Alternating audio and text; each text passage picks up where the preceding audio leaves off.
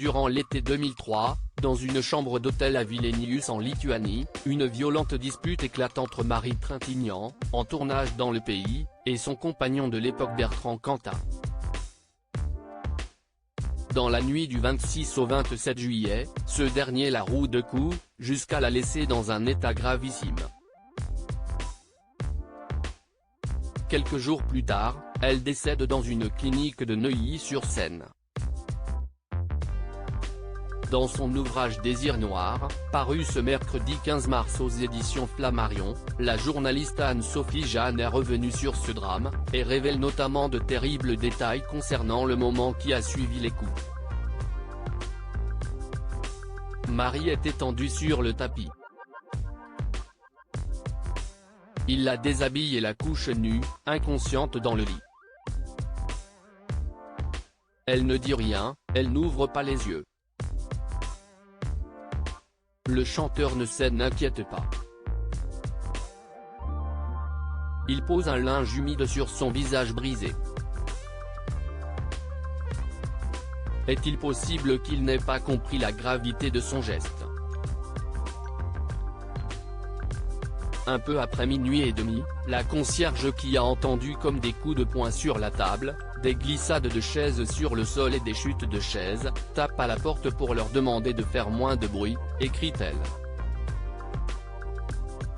Bertrand Cantat a décidé dans la foulée d'appeler le réalisateur Samuel Benchetrit, l'ex-compagnon de Marie, en l'interdisant dorénavant de la fréquenter, et lui assurant que désormais leurs relations se limiteront à des questions d'organisation pour la vie de leur fils Jules. Un échange lunaire. Des traces de coups, des ecchymoses sous-cutanées. Se rendant compte par la suite de la gravité de ces coups, Bertrand Cantat décidera plus tard dans la nuit d'appeler, non pas les secours, mais le frère de Marie, Vincent.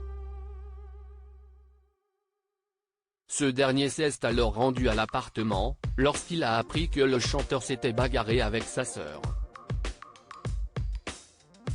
Il prendra cependant un petit moment avant de se rendre compte que la situation est bien plus grave que ce qu'il imagine et que la chanteuse est, non pas endormie comme lui avait fait croire Bertrand Cantat, mais inconsciente. Du sang coule de sa bouche, détaille Anne-Sophie Jeanne. Vincent prévient alors la concierge et sa sœur est emmenée dans un hôpital universitaire de Vilnius. J'ai constaté qu'elle se trouvait dans un coma profond. On voyait carrément sur le visage des traces de coups, des ecchymoses sous-cutanées. Du côté du thorax, il y avait des traces de coups. Et aussi sur le dos et les cuisses.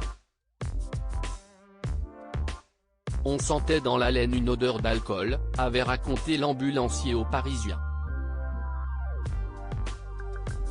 Un récit glaçant. À noter que Bertrand Cantat avait été condamné à 8 ans de prison pour son acte, mais il avait pu bénéficier d'une liberté conditionnelle pour bonne conduite en octobre 2007, après avoir purgé la moitié de sa peine. Il avait finalement été totalement libre 3 ans plus tard.